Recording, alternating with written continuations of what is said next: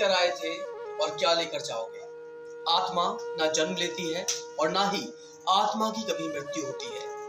नमस्कार दोस्तों, आज गीता जयंती है और हिंदू धर्म में आज के दिन का बहुत बड़ा महत्व है, क्योंकि गीता को जिंदगी का सार कहा जाता है और एकमात्र ये एक ऐसा ग्रंथ है हिंदू धर्म का जिसकी हर साल जयंती मनाई जाती है।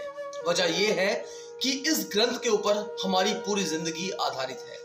हमारे कर्म, हमारे धर्म और हमारे दैनिक रहन सहन से जुड़ी तमाम बातें गीता पर आधारित हैं। 18 अध्याय और 700 श्लोक में गीता में जिंदगी का वो रहस्य बंद है जिसे अपनाकर हम मोक्ष को प्राप्त कर सकते हैं, हम अपनी कर्म स्थली को मजबूत कर सकते हैं, हम अपने 7 जन्मों को सुधार सकते हैं। जी हाँ, आज के दिन का बहुत बड़ा महत्व है। तो क्योंकि आज हम आपको बता दें, अगन माह के शुक्ल पक्ष की आज एकादशी है और इस एकादशी का भी अपना एक अलग महत्व होता है। ये जो एकादशी है इसे मोक्षदा एकादशी कहा जाता है, यानी इसे पढ़ने से मोक्ष की प्राप्ति होती है। श्री कृष्ण ने एक कहानी सुनाई थी। एक कहानी थी राजा की जो कि बहुत परेशान था।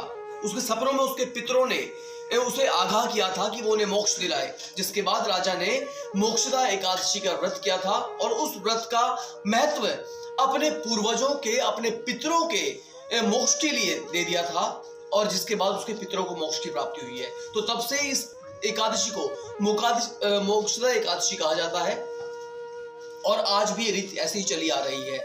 दर्शकों, गीता का जो ये जयंती है ये आज ही के दिन मोक्षदा एकादशी के दिन मनाई जाती है। और गीता में क्या कुछ सार लिखा है अब हम आपको वो बताते हैं।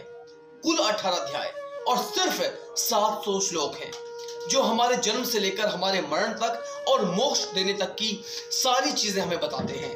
अगर कोई गीता के श्लोकों का अनुसरण करे तो भव सागर से पार उतर सकता है। इतनी शक्ति है इन श्लोकों में।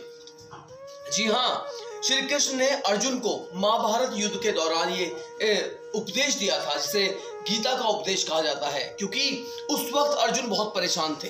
एक तरफ पितामह भीष्म थे, एक तरफ कौरव भाई थे, एक तरफ गुरु द्रोणाचार्य थे जिनसे युद्ध करके पांडवों को अपना राजपाट हासिल करना था। लेकिन क्योंकि छल किया गया था उनके साथ, इसलिए अर्जुन चाहते थे कि युद्ध तो करें, लेकिन अपने यारों प्यारों और रिश्तेदारों के सामने वो झुके हुए थे।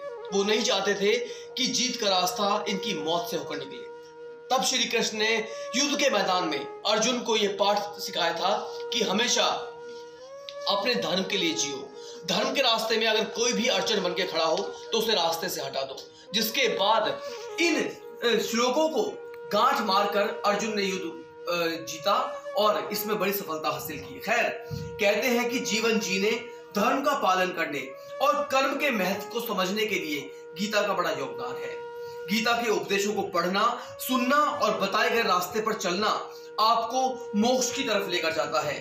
गीता में जो जितने भी अध्याय हैं, जो श्लोक हैं, उन्हें अगर आपने अपने जीवन में उतार लिया तो आपने ये मान लो कि आपने भव सागर के रास्ते पर आप चल दिए हैं और आपने उस रास्ते पर चलकर मोक्ष की प्राप्ति कर ली है। दोस्तों, एकमात्र ऐसा ग्रंथ है जिसकी जयंती हर साल मनाई जाती है। गीता का पालन करने वाला व्यक्ति हर कठिन परिस्थिति में खुद को संभाल सकता है, बड़े से बड़ा डिसीजन ले सकता है। अगर आपने गीता का पाठ पढ़ा है और अपने जिंदगी में उस पाठ को आपने जी लिया है तो आप विषम से विषम परिस्थिति का भी हंसकर और डटकर सामना कर सकते हैं। जीवन जीने की कला, प्रबंधन और कर्म को सिखाती है गीता। ये तो गीता की अच्छाइयां थी, ये उसकी विशेषताएं थी जो मैंने आपको बताई। चलिए अब आपको हम गीता के कुछ उपदेश बताते हैं कि क्या कुछ कितना गहन है इन उपदेशों में। 10 उपदेश दिखाते हैं आपको गीता के।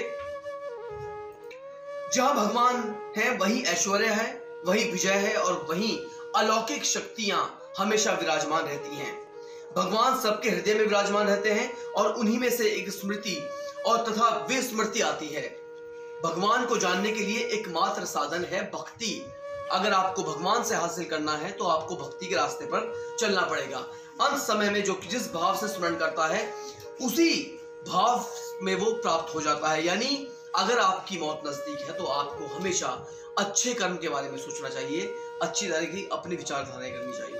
प्रकृति निरंतर है और परिवर्तन ही कुदरत का नियम है। वो तमाम चीजें हैं, अगर आप इन्हें अपनी जीवन में उतार लेंगे तो शायद कभी फेल नहीं हो पाएंगे।